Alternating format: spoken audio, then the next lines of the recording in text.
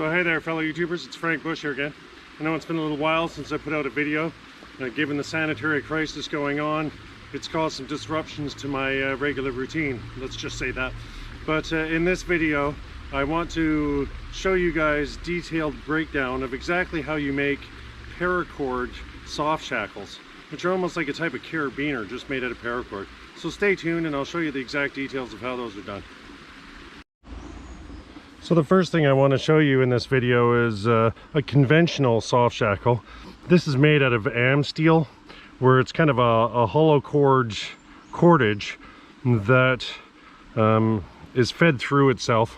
And the purpose of this really, of soft shackles in general, is really you have this cordage, you wrap it around an object, it's got a knot on the end, you just simply hook on to the other side and then you slide the constrictor cordage and kind of tighten it up,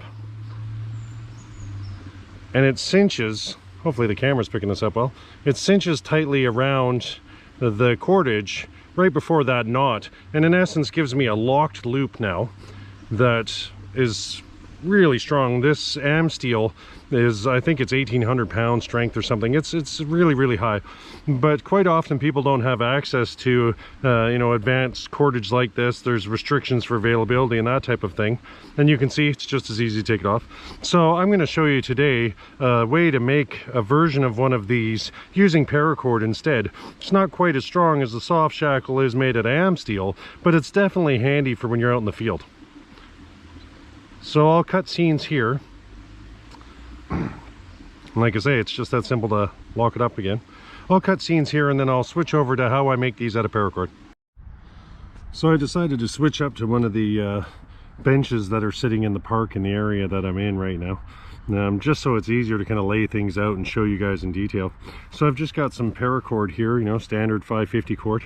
I'm going to need roughly a 2 foot, maybe 2.5 foot length of this. And I've got large beads that have an inner diameter that's big enough to set onto this paracord. So I'm going to line a couple of these beads onto this paracord. I find it's easier to do it right at the beginning than it is later on. But for each soft shackle you make, you'll end up needing 2 beads for each one. So, you know, depending on how many of these you want to put together, you'll need the, you know, correct number of beads. I'm going to need a lighter just to burn the ends when I go to cut the paracord, and a pocket knife so that I can cut the lengths of the paracord. So I'll kind of set this up a little bit and then cut scenes and come back and walk through each step of exactly how these are done. So as you can see, I've just slid a couple beads onto the paracord, and they are kind of a firm fit. There's not a lot of slack in the space, but I've got my 2 beads on there now.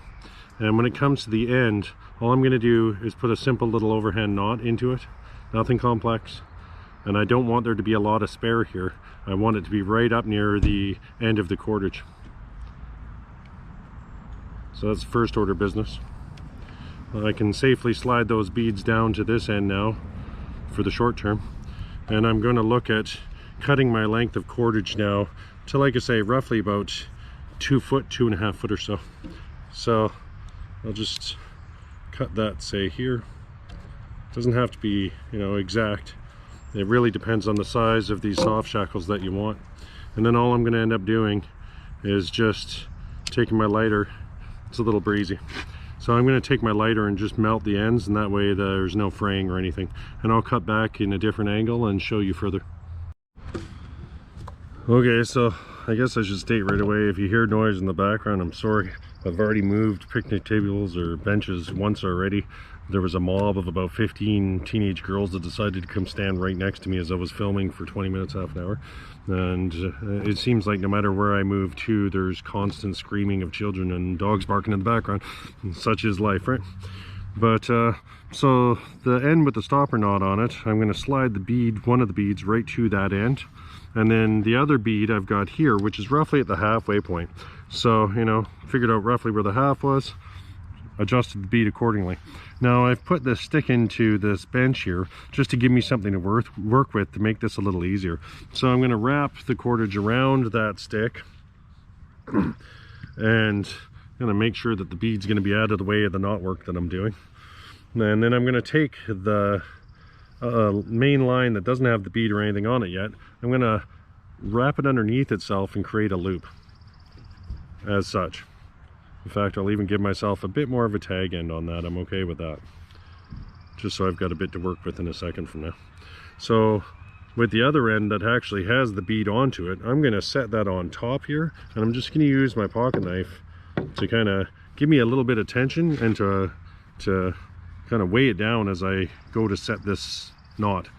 So all I'm going to do now is take this loop and I'm going to wrap it around a couple times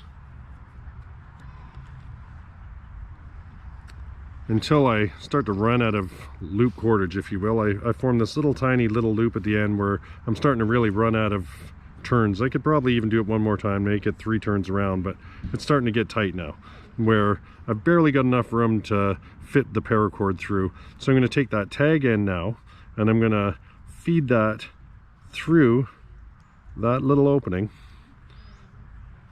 and kind of dress up the knot now. And this is really a modified Fairmont hitch. It acts and works very much like a Prusik loop in how it's designed. If you've watched previous videos of mine when I do bushcraft, I'll normally won't feed this fully through that little bend. I'll just put a bend in the line and have the tag feeding out this side, and that way I can pull it in quick release. But in this situation, I don't want it to be a quick release knot. This will be more of a permanent knot that'll stay on this line, and so I want it to be really snug and firm and secure and dressed up nicely. So then what I'm going to do now is take the remainder of that tag end, and I'm just going to put another overhand knot into it, and I want to get that overhand knot to be as tight up against the modified Fairmont hitch as I possibly can. I want that to really be snug up there. And all that's really doing is ensuring that this Fairmont hitch never comes loose through time. So what I'll end up doing now is, and like I say, that's pretty well on there now. So I'll just make sure that everything is really, really tight. I'm going to take my knife, snip off any of that extra that I have there, and now I'm just going to melt the end of that. And like I say, it's a little bit breezy here, so I'll just melt that off camera, and then I'll cut back and show you the finished soft shackle. Okay, so and this is pretty well the finished soft shackle. They're pretty elementary to make, really, once you know the knots. It doesn't look quite as clean as, say, one of my Amsteel soft shackles, but it does do the job just as effectively without having to get, you know, special cordage to make these things. So the reason why I put that bead on here was really for when this knot slides down, it has the potential for the cordage to kind of roll in on itself and stop it from being able to pull back out where it would become too tight. So this little bead really is acting as a stopper, so that when I want to loosen this back up again, it gives me the capacity to do so. And really, you can adjust this modified Fairmont hitch, you can adjust this down the line just as you would a Prusik, and as soon as tension's being applied to this knot, it automatically cinches and kind of locks on itself no matter what the size is that you set. So it's handy in that regard.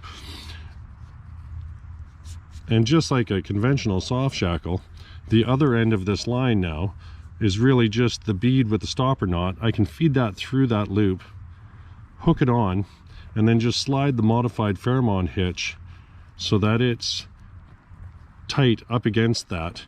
And it now gives me my loop, which is locked and closed. It's not going anywhere.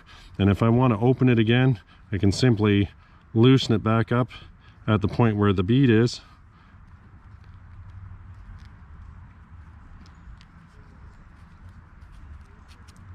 And it frees up the stopper knot so that I can carry on.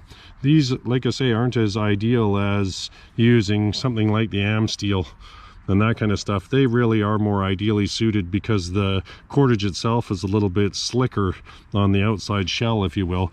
But if you have a hard time getting am steel, or you can't find strong cordage that has that kind of constrictor style around the inner core, you can easily work paracord to do the exact same job. So there you have it, a paracord soft shackle. So, and just to show you while I was here, I made a second one. Now these really only take about maybe 2 minutes to make. They're very rapid to actually put together. As long as you got the beads and the cordage, it's definitely a no-brainer, and just kind of whipping them off. But you know, when it comes to anything like this, it makes sense to have a set of 2 of them, because you potentially are going to be using them on opposite ends of a line and that kind of stuff. But either way, there you have it, soft shackles made paracord style. Thanks for watching. Cheers.